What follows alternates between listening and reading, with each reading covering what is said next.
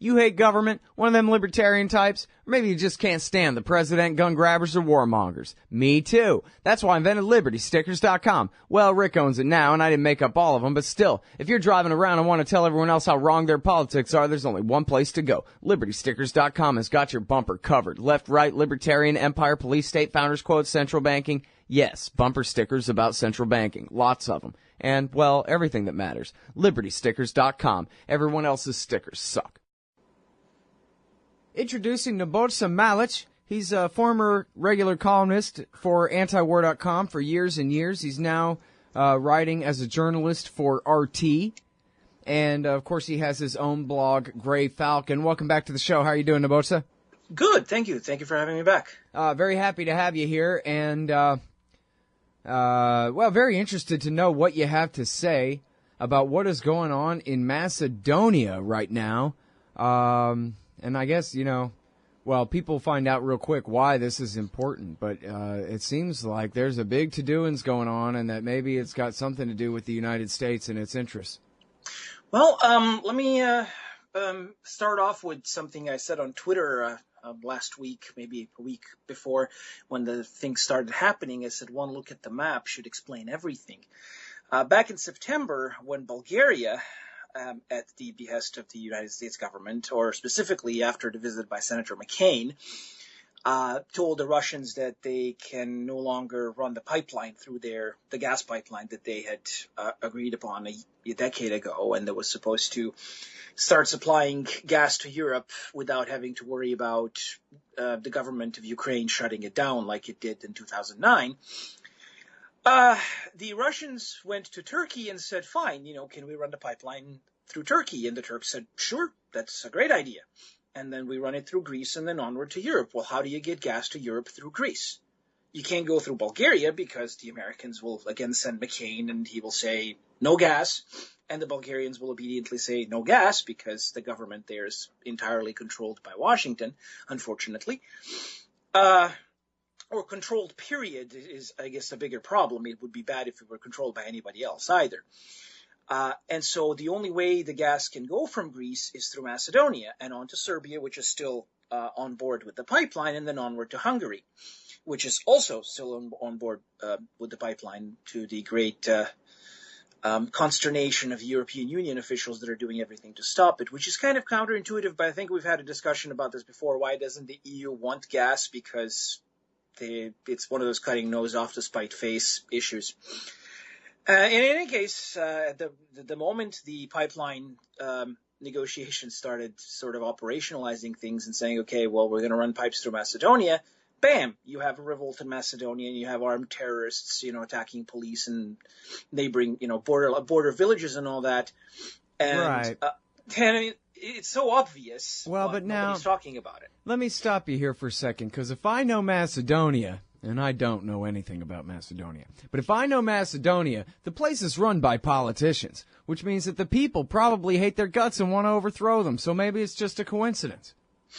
It would be, except that there's way too many things happening at once. And you'll notice that every time there's an astroturf revolution, people start marching against corruption and, politicians are corrupt. Well, yes, but your choice is currently between corrupt politician A and corrupt politician B. And you're telling me that all of a sudden corruption is your issue, but you're happy to vote for corrupt politician B? I mean, think of Ukraine. They were demonstrating against corruption there, and who do they elect first chance they get? A U.S.-approved oligarch. So it's not that oligarchs per se are the problem. It's that the oligarchs not loyal to a certain foreign power are the problem. And so here we have the situation again. The current president was actually put into place with U.S. support. He was a loyal U.S. client for the longest time. But when he realized that he's not getting any money out of the U.S. and that, the West can't bail him out and he needs bailing out because they still have all sorts of problems with their name, with their recognition, with the Bulgarians, with the Albanians. And in the grand scheme of things, the way Washington's strategy in the region has been organized, the Bulgarians and the Albanians will always have precedence over Macedonian interests just because of geopolitics, nothing personal. Mm-hmm. And so this guy decided, well, maybe I should, try to do something on my own. And, well, if there's one thing that U.S. clients are never forgiven is trying to strike off strike out on their own. And so here comes the other guy who's, from the Reformed Communist Party, and he says, oh, I'm a liberal Democrat with, democratic democracy, and I'm against corruption, except that he was run out of office because of corruption. His party was run out of office because of corruption. So it's one of those, I get it that people are sick of corruption, but when you get professional demonstrators being funded by these, U.S.-based NGOs and suitcases of cash popping up, and that's corruption too. Yeah. Which, by the way, is that a proven fact in this case, or it's just pretty damn obvious? Well, I have to be absolutely fair, obviously, and say that there's been all sorts of allegations flying back and forth, and that some pretty reputable, well-informed sources have actually tracked down all these, U.S.-based NGOs. And in fact, one of my colleagues at RT actually had an interview with the director of one of these foundations at the demonstration in Skopje. And he's like, yeah, we're supporting this 1,000%. But, we're an independent human rights, open democracy, liberalism type organization, and, we're demonstrating against the corrupt government. And she was asking him, well, don't you see anything incongruous with the fact that you are an organization funded by George Soros, who is we all know who Soros works with. And he's like, no, this is perfectly legitimate. So, they admit it, but they don't see a problem with this at all. It's perfectly fine if George Soros decides to overthrow a government on a Tuesday, because that's what he does. Yeah. All right, now, okay, let's try to sum this thing up, because it's complicated and nobody even knows where the hell Macedonia is right now, where it was, and I know there are two different countries fighting over the name and all kinds of crap. So the South Stream was shut down when McCain went to Bulgaria and told them, tell Russians you can't do it. Mm-hmm. And the Turkish Stream, the only way it can actually go anywhere is through Greece, and then north through Macedonia, and then north into Serbia, and then north into Hungary. So right now, because the U.S. government doesn't want this Russian gas to go into Europe, because that would encourage commerce between Europe and Russia, and, according to the current crop of politicians running State Department, we need to, put up an iron wall towards Russia and, essentially recreate Cold War. What they want to do is stop this. And the way to stop this is to step on their client in Macedonia. And they thought they could do this by, taking 20,000 people out into the streets and then having these Albanians from Kosovo, which has been established as a sort of a vassal NATO state, after they separated it violently from Serbia, have these Albanians cross into the border, occupy a village, and basically show the world that the government doesn't have control over anything, and that should have overthrown the government simply because it would lose support of the people.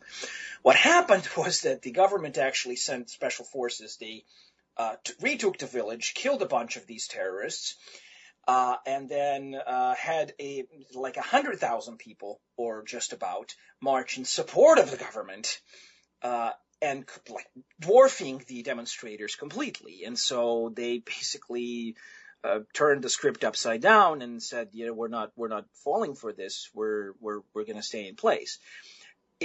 Am I going to defend these people as good, honest people? Hell no. They're politicians. They're corrupt by definition.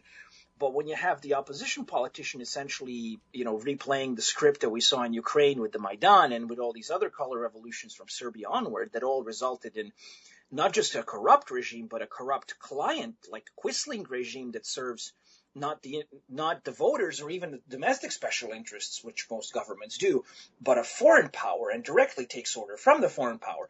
Well, if I have to choose between a thief and a Quisling, I would always pick a thief, because at least he's my thief, and I can, eventually figure out a way to get rid of him myself. Now, of course, I'm not a Macedonian citizen, and I don't live in Macedonia. I have some friends who do, and they're sort of divided on the issue, because, some of them are like, well, we need to get rid of corrupt politicians, and the others are like, well, yes, but we need to have our politicians, regardless of whether they're corrupt or not, as opposed to a Quisling. Mm-hmm.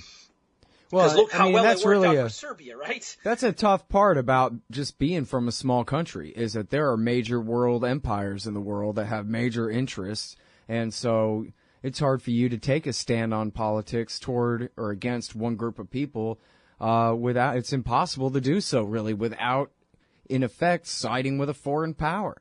Same thing's going on in Syria right now. You're either a Russian sock puppet or an American one, an Israeli one or an Iranian one. Yeah, pretty much. And then, I mean, with Syria, of course, that's a situation in which hundreds of thousands have actually gotten killed over the past 5 years, and it's a full-blown civil war that's, more brutal and more disastrous than anything we've seen in the Balkans in the 90s. And we thought, that was a big deal. It certainly was to us who lived there at the time, obviously. But, I won't mince words. Syria is 10 times worse than anything that I've seen in Bosnia. Yeah, no, it's an absolute catastrophe. There's no doubt about that. So, okay, now, but are they, so far they have not been able to overthrow this guy, but they're just trying. They've decided we're just going to go outside and stay there until they get rid of him one way or the other, just like Milosevic style kind of thing, huh? Well, yes, so far they have been doing that. From what I can tell from the reports that I've been getting from the area, they haven't been really successful at that. It's one of those. The problem with these color revolution scripts is that it's pretty much only one script. Yeah, they wore it out already. They've done this Right. 10 times, man. Yeah. And if you know how to counter it with counter rallies and shows of force at the proper time, and you don't allow yourself to be suckered into the assigned role, which, the script is that the government reacts a certain way. And if it doesn't react a certain way, then the script really doesn't adapt very well. And so this guy seemed to have bucked the script successfully, and now they're probably going to try to, frame him for something else. They'll find a sex scandal, or they'll accuse somebody else of corruption. They'll try to switch the narrative to something else, because this was supposed to be done in a week. This color revolution script, again, once it goes off the rails, it doesn't really work very well. So the fact that they haven't been able to get this done in a week, the fact that these Albanian militants who took this village and were supposed to stay in the village as a symbol of the government's ineptitude were roundly defeated. And I think 18 or 20 of them ended up getting killed. And the Albanians in Kosovo had this, grand ceremony and gave them a hero's funeral, pretty much putting the rest of Macedonia on notice that, yes, this was an external operation aimed at their government. Mm-hmm. And there's honestly, there's nothing that solidifies people more in good old-fashioned nationalism, whether we like it or not, than a manifest external threat. Yeah. And so they proved rather imprudently in the eyes of their employers that this was an external threat. Had they kept mum about it, maybe somebody could have tried spinning the whole, these weren't really Albanians from Kosovo, these were local disenfranchised, people who need more human rights or something, just like they did back in 2001. Mm-hmm. But no, they weren't really subtle about this. And so at this point, it seems like the government has solidified. If you remember maybe. So the protesters have gone inside, or they're still out there, or what? Some are still out there. The problem is that the summers in Macedonia get pretty darn hot, so it's not going to be very good protesting weather next couple of months. So it's going to be too hot to protest. But you're saying they've really shot themselves in the foot here, pretty bad already at this point. They've pretty much shot their entire clip, I think. But this is my personal opinion. I'm not talking as an RT journalist, or this is just my personal feeling based on having observed many of these color revolutions. My personal feeling is that they've pretty much, the script is off the rails. They've shot their entire clip that they had, and they're going to try to find something new to hang this on. And it's going to be really, really difficult to keep momentum now that they haven't managed to achieve any of their initial objectives. And the worst part is that there's plenty of objectively decent people in that crowd that were initially activated, and they believed that they were fighting for truth, justice, democracy. And when it became blindingly obvious that they were being astroturfed, a lot of them kind of went home and said maybe this was not such a great idea. Right, yeah, I mean, you got to figure that, like you said, a manifest external threat, hey, we hate the current guy, but we're not teaming up with outside powers against him. That'll wait. Yeah. I mean, people who hated George W. Bush, who still rallied around George W. Bush, they didn't stop hating him, but they still rallied around him after the attack because, hey, you can't attack us, and he's our alpha leader and all this kind of crap, Well, can you imagine like an anti-war demonstration with like the black flag of ISIS? Right. That would go off like a lead balloon, and the opposition leader has actually been photographed, waving the Albanian flag about, not just the flag of the local ethnic Albanian faction. No, the actual Albanian flag of Albania proper. And I mean, this is about as that's not going to go over well. Right. Not subtle at all. So, Well, so that's interesting. A color-coded revolution that seems to be stalling. And then, so how big of a victory would that be for Putin then if this continues? They go ahead and build the pipeline and he gets what he wants. Well, if the pipeline goes through, that achieves several things. The Washington definitely loses leverage over these small countries where the pipeline is going. For example, Macedonia, Serbia. Greece definitely gets a leg to stand on because right now they have nothing regarding the European Union. The EU can pretty much say, pay up or else. And they can't even threaten the exit because that would collapse their government. Whereas if they had the pipeline, they could say, hey, about them gas pipes that we're running. So that would be an issue. Macedonia would definitely have more leverage in terms of getting its name recognized and being recognized as independent of Bulgaria and Albania, which are two major U.S. clients in the region. I won't even call them allies. That can threaten it to dismember it at any point.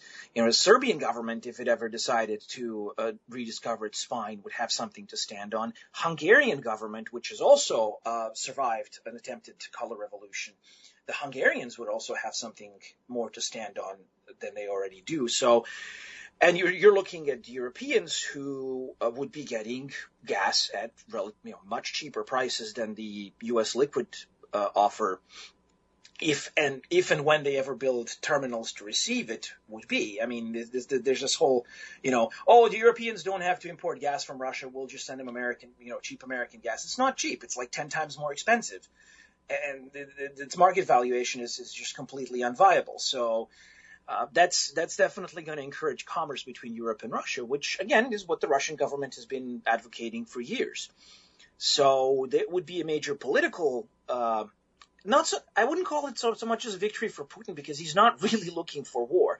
He's looking for commerce, whereas Washington is trying to build this wall in Eastern Europe, and that wall would not be able to exist if this pipeline goes through. Mm.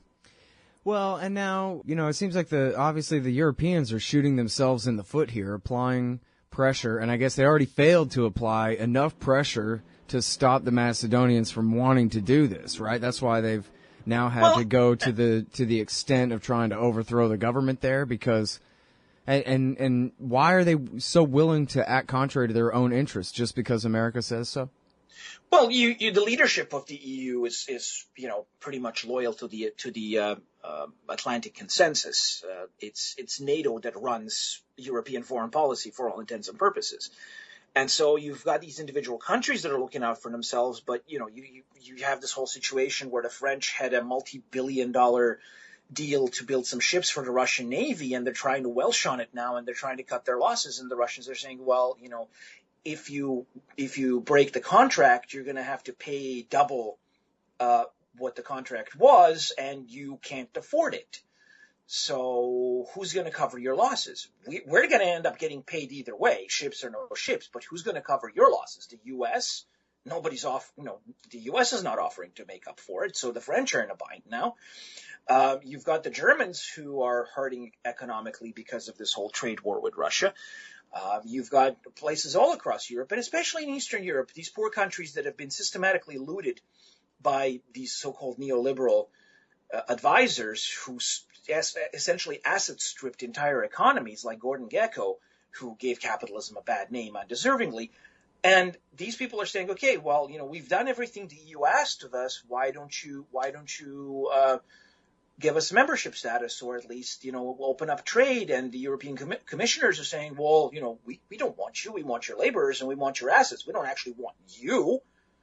We don't care about you, except that they won't come out and say it. So you have places like Macedonia that are languishing in limbo for 2 decades now, and same thing with Serbia, same thing with the Bulgaria and Romania were only admitted because of NATO, nothing else, and their citizens were until this January, I think they couldn't even travel freely, so they were like third-class citizens. So you've got the situation where the Western European ruling caste, so to speak, the ruling circles, the transnational government that's loyal to NATO, that doesn't really answer to any of the actual citizens, essentially exploit these areas like colonies.